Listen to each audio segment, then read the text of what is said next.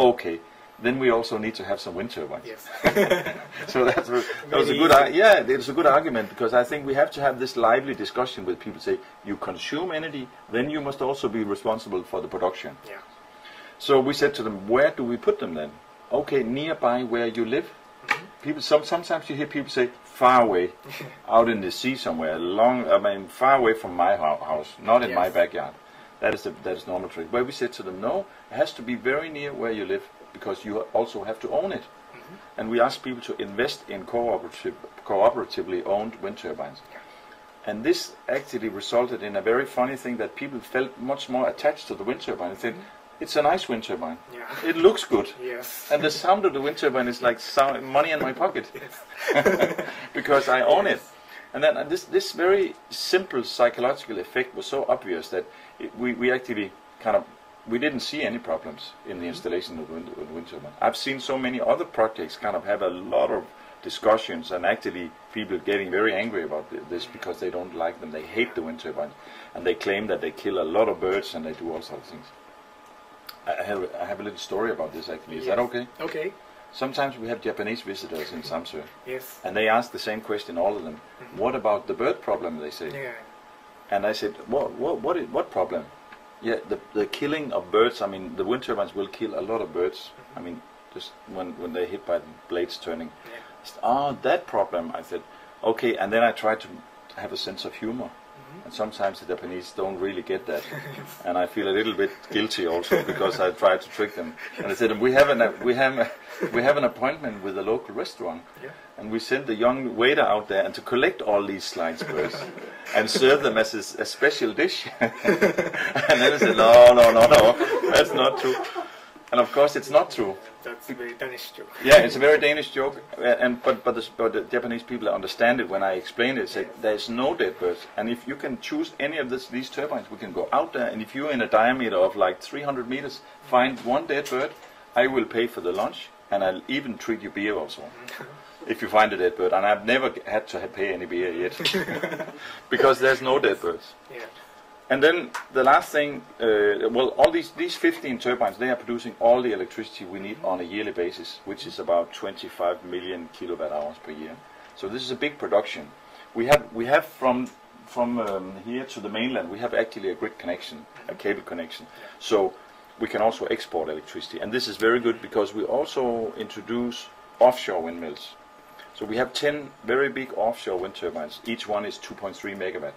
So the total capacity is 23 megawatt, and they produce about 80 million kilowatt hours per year, which is a lot of energy. Yeah. It is equivalent or similar to the complete transport energy, including ferries and tourism. We have about 500,000 tourists every year, and their energy consumption is also included in the production from the offshore wind turbines.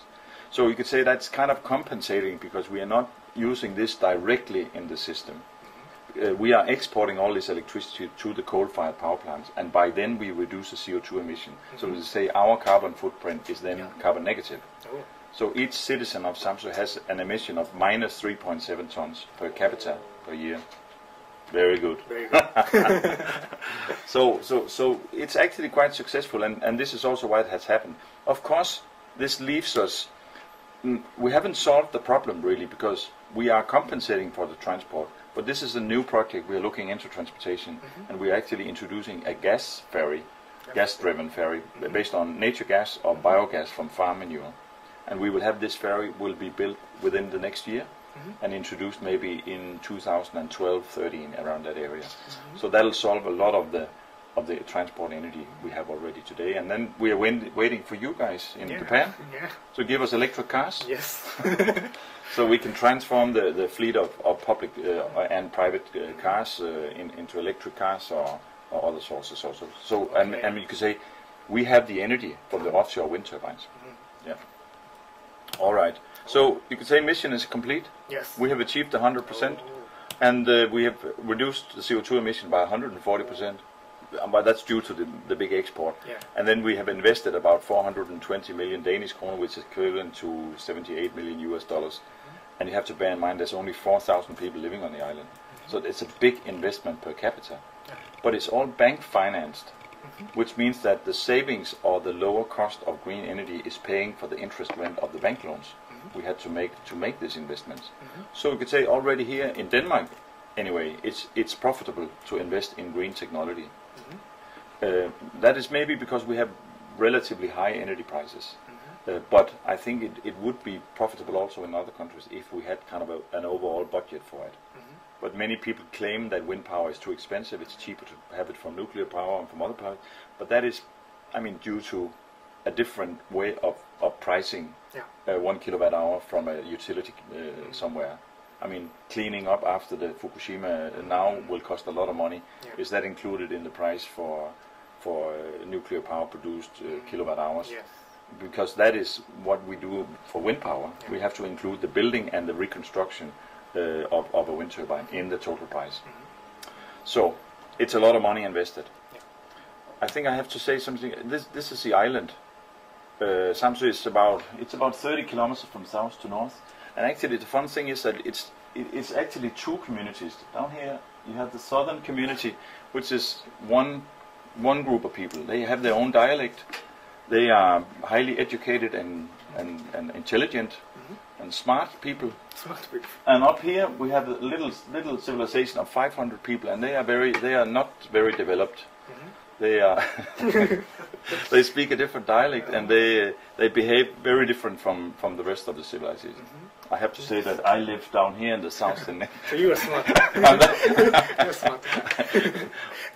Well, of course, they think the same. These people, they think the same about the people from the south.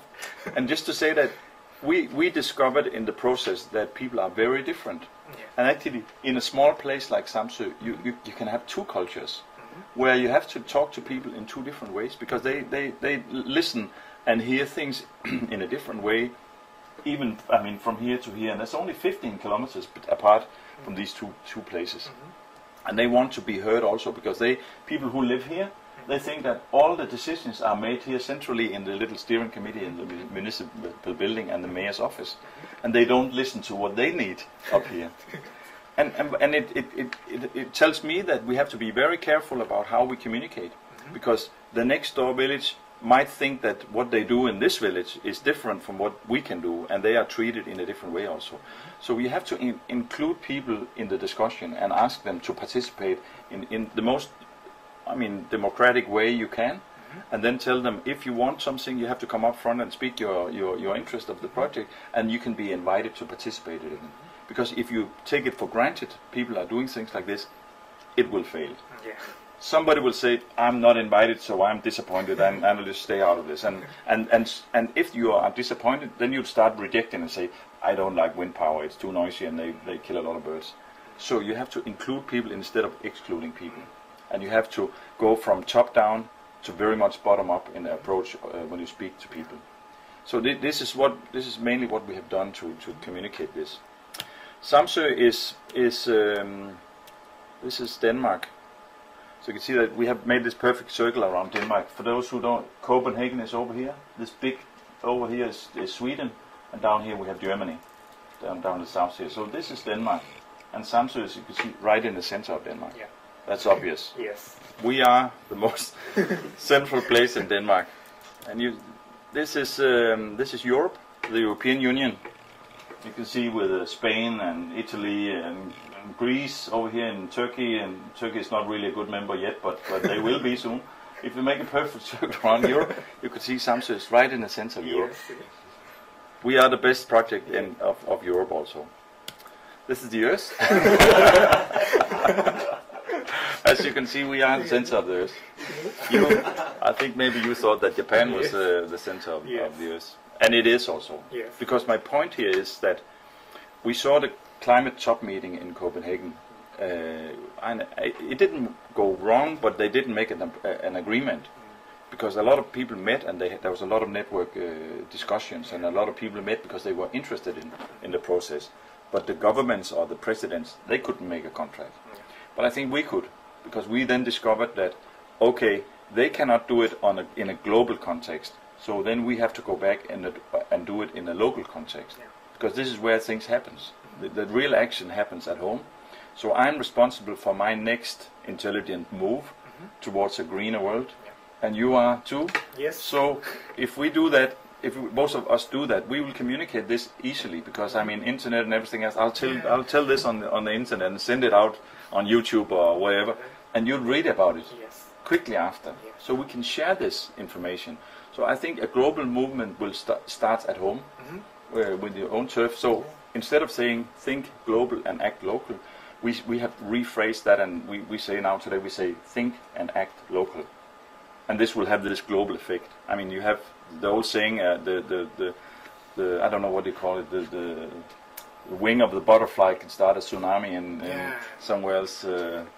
And I think this is also, in a good way, in a positive way, the case. If you start a good process, it will have an effect somewhere else. So I mean, this is leading up to today. The SAMSE project is now kind of a successful project, but we haven't solved everything yet, because we have to look at the next 10 years or the next 20 years. So now we are heading for a project we call the fossil-free island. So Denmark has stated, or the Prime Minister of Denmark has stated, that Denmark in 2050, which is a long way from now, will be fossil independent. And where SAMSE, we have then quoted that, well, we can do that faster. So on SAMSE we'll be fossil independent or fossil free in 2030.